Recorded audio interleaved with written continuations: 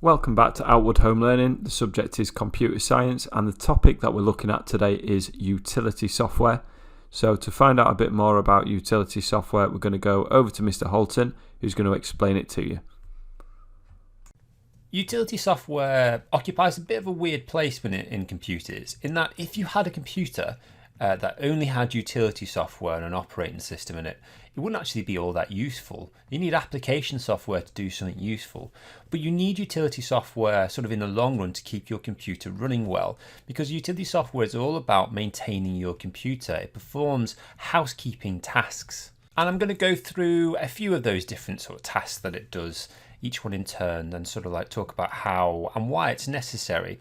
The first thing we're going to look at, first piece of utility software, is a defragmenter. Okay, so this is all about how your hard drive, and it is hard drives rather than solid state drives that have this problem, how they get fragmented and how you defragment them, which is important. So here's our hard disk drive. Let's just think of that as a nice long box, and we're going to install a few different games on it. So we've got 3 games installed it, but can you imagine a world where you get tired of Minecraft and you want to move on and you want to uninstall it? So you get rid of it. There, boom, gone. Right, next one, we're going to install instead Monster Hunter World, something like that, but for whatever reason that's not taking up much space. And then we're going to install the latest Assassin's Creed game, but this is a problem because we don't have enough space here to fit it in. So we're going to start part of it there and then the other part of it after GTA. All right, we're going to show how this problem can sort of escalate now. So now I'm going to get rid of Monster Hunter World, get rid of GTA, install one more game, and then we'll see we end up having to split it over 3 different parts of the hard disk, and this means my hard disk is getting fragmented. Okay, it's getting fragmented over time just because I'm installing or creating files and then deleting them. It's ending up with it being fragmented. Why this is a problem is just because it takes a long time, I mean a real age, for a computer to move about on the hard disk. So everything slows down massively. If I'm playing the Outer Wilds and I've got to go from here to here and then from here to here all the time, it takes a very, very long time to go from here to here. It's just this disk has got to spin round, you've got that moving part in it, and the whole thing about magnetic hard disks is that they're slow anyway to try and find any data on them. So big problem. It slows down your loading of levels massively. It slows down the loading of files or maybe your operating system, which is also going to be in the hard disk as well. This fragmentation is a massive problem. So how do we solve it? We use a defragmenter. And a defragmenting software does this. It moves everything back together. So it really will just take each part of a program like this, put them all back together, and then move them all back together, which means that no longer does your computer have to suddenly skip all over the place to find a file. They're all in one contiguous, it's called, so a continuous sort of space, and that makes everything nice and simple and quick for the computer to read. Any free space after that is then left at the end of the hard disk as well. So all this free space is gathered together at the end, which means next time you install a program, it can all be installed in one nice continuous space as well. So that's a defragmenter. And just to summarize that again, it's the idea that files get fragmented over time as they are created and removed from the hard drive. And a defragmenter puts all those files back together again in a contiguous space with the remaining free space at the end. Okay, so that's defragmentation. Let's move on a little bit. We're going to talk about backup software. So let me say this challenge. Can you tell me what backup software might do without using the word backup? Because that is often the challenge that a lot of people have. People have got a general good idea of what a backup is, but can you explain it without using the word backup? Here's how you do it. You say you are taking a copy, that is the important thing, a copy of important files a copy of important files and data, and you are storing them separately. Now that separately word is, it can be either separately actually on the same hard disk, so it can be in a separate area of the hard disk. It can be separately as in a different device, so it could be on a USB stick. It can be separately as in a different country. How separate they are and how many backups you take of those files, so it depends on how important the data is. So if you're dealing maybe with some schoolwork, you might have it backed up on Google Drive if you're lucky. If you are dealing with everyone's bank accounts, you will have that backed up in several locations across the world. And the general idea is you've got a copy of these files, so If those important files are corrupted or destroyed in some way, then you can restore them from the copy. And what I mean by corrupted is that they are unreadable and they can't sort of be used anymore. Okay, so that's defragmentation software, that's backup software. Another common bit of utility software is compression software. Now, I'm not really going to spend a lot of time on this because there's a whole separate video dealing with compression, different compression types like lossy and lossless. So have a look at that if you need to understand the mechanics of it. But the main thing that we need to remember about compression software is that it makes files smaller. So it makes that data smaller. And that means that you can fit more files on a particular hard disk or a secondary storage device. And it also means that you can send data across the network in a shorter amount of time, in a faster amount of time. Okay, just the last couple we're going to touch on very briefly. Antivirus. Again, have a look at the separate video all about antivirus, but that just protects you against viruses. So I should actually say anti-malware. That's the phrase that we use now. So that covers like viruses, as well as things like spyware and things like that. And the very last one we'll cover is that sometimes we get a firewall, a software firewall, as a bit of utility software. And again, have a look at the protection against vulnerabilities video for a bit more information about that. But that just like blocks traffic going into and out of the network, which shouldn't be there. And they are all the different types of utility software. So now you've heard a little bit about what utility software is, you're going to complete the first task. The first task is a fill in the blanks task. So if you can get that open, I would imagine it will take about 10 minutes and you'll be looking at things like antivirus, defragmentation, encryption and data compression. So 10 minutes, off you go.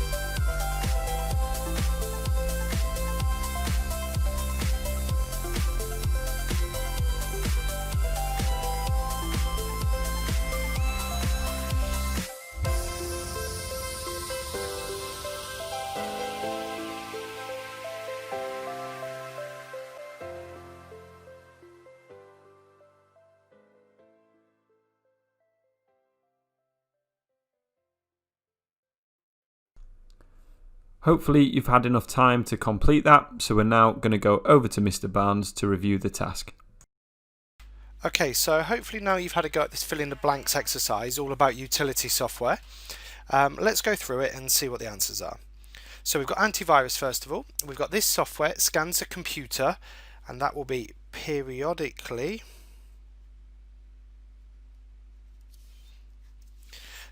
to check whether any software has been installed that contains code that may harm the computer. If any of these programs are found, the user is notified and the program is either removed or quarantined. Okay. This software also protects a computer by stopping these programs being installed and important files being changed, although it could be deleted as well. Okay, so next up then we've got defragmentation software. This software is used to collect together free space on a storage device, e.g. a hard disk. It works by moving parts of files around so that all parts of the file are stored together. So over time, with defragmentation software, with a hard disk, files get separated into their component chunks, and then when they're needed, they are having to be searched and pulled back together. So this tries to put them back together prior to speed up computer access. Okay, next up then, we've got encryption. So an algorithm is used to scramble data so that if it is accessed, it can't be understood. A key is required to encrypt or decrypt it. So if someone intercepts it, they will not be able to understand it without that key. And then finally we've got data compression. So data compression software uses an algorithm to remove unnecessary data, which reduces file size and makes files faster to transfer. Compression can be either lossless, which allows the original file to be restored, or lossy, which doesn't. So it's worth noting that unnecessary data may be data that, or it's not necessarily unnecessary, but it's data that could be removed without impacting on what the quality. Well, it will affect the quality, but it won't be noticeable if it was lossy compression. If it was lossless, then data's not actually removed, it just uses an algorithm on how it stores repeated data. And there's your answer to fill in the blanks. So now it's time for your exam question, or your exam style question.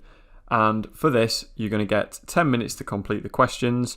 Make sure that you give it your very best shot, and we will mark the answers afterwards. Off you go.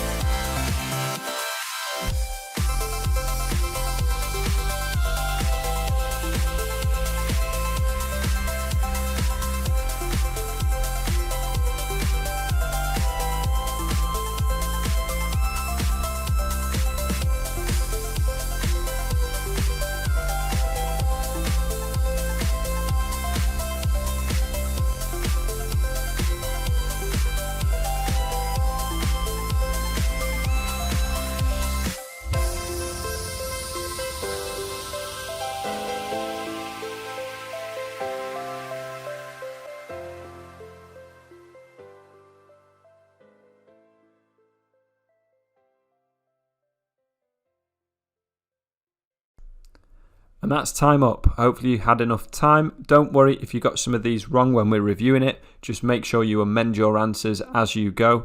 And we're going to go back to Mr. Barnes to review. Okay, so let's have a look at these exam questions on utility programs as part of our deliberate practice. So first of all, we've got describe the following types of common utility programs. We've got antivirus and disk defragmenter. Each is worth 2 marks.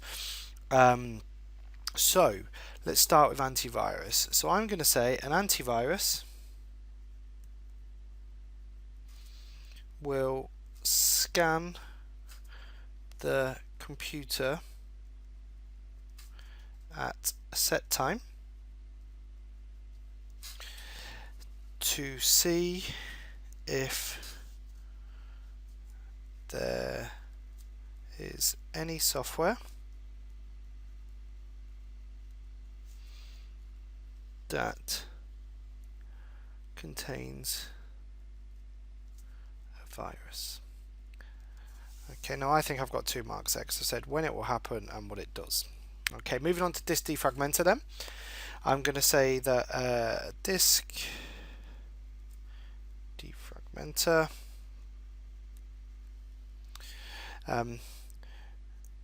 groups together parts of the same file by moving them around.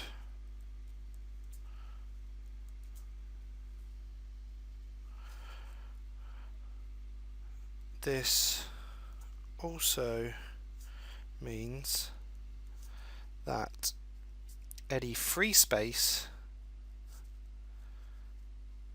is also grouped together for future storage.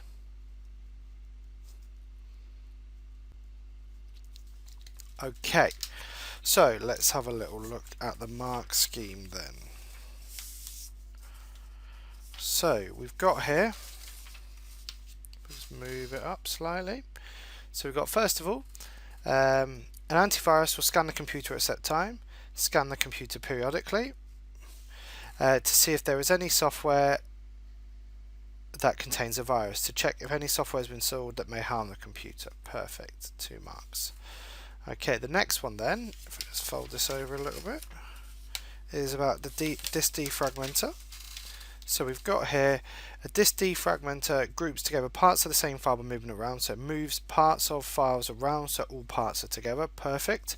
This also means that any free space is also grouped together for future storage, so free space is collected together. 2 marks. Right, let's go on now to the last couple of questions. So let's move this up very slightly.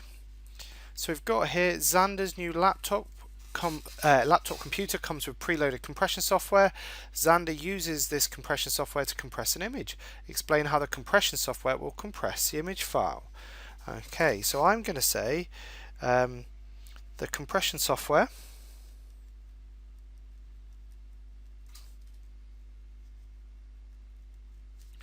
could use lossy or lossless compression, and then I'm going to explain, what happens here. So lossless compression will not remove any data permanently.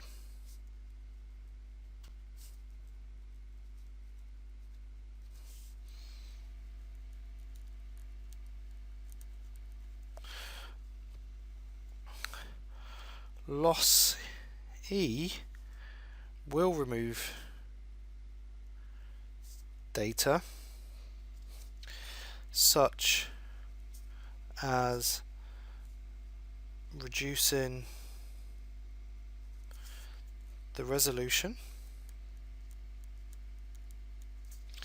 by removing pixels.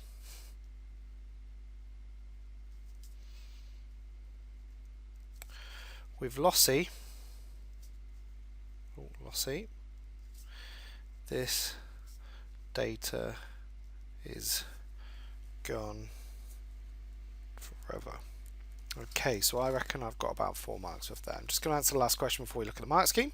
So we've got Xander would like to use encryption to protect the files on his computer. Explain how encryption protects Xander's files. Okay, so I'm going to say encryption scrambles the data so that other people cannot read it. To read it, they will need a special key to decrypt it. Okay, so now let's have a look at the marks given for these 2 questions, starting with the compression question. So we've got here, compression software could use lossy or lossless compression, so that's this one here, could use lossy or lossless. Lossless will not remove the data permanently, I'm pretty sure I've mentioned that. Lossless compression will not remove any data permanently. Lossy will remove data which is gone forever, so that means lossy is permanent deletion. And then I've said it will do this by reducing the resolution by removing pixels. So that's how I've got my 4 marks for that question, but you could have said any of these. So it uses an algorithm, it removes unnecessary or repeated data. You could say anything to do with the color depth, or to be fair, anything to do with run length encoding. Okay, and then last but not least, if I move this right up, I'll tell you what, fold this over. Okay, so we've got here, encryption scrambles the data so other people cannot read it, so it's used to scramble, mix up the data. Perfect. To read it, they will need to use a special key to decrypt it. 2 marks. Okay, so you could also have said if it is accessed, it cannot be understood, which I've sort of done in my answer anyway. And there's our answers. And that's everything you need to know about utility software. See you next time.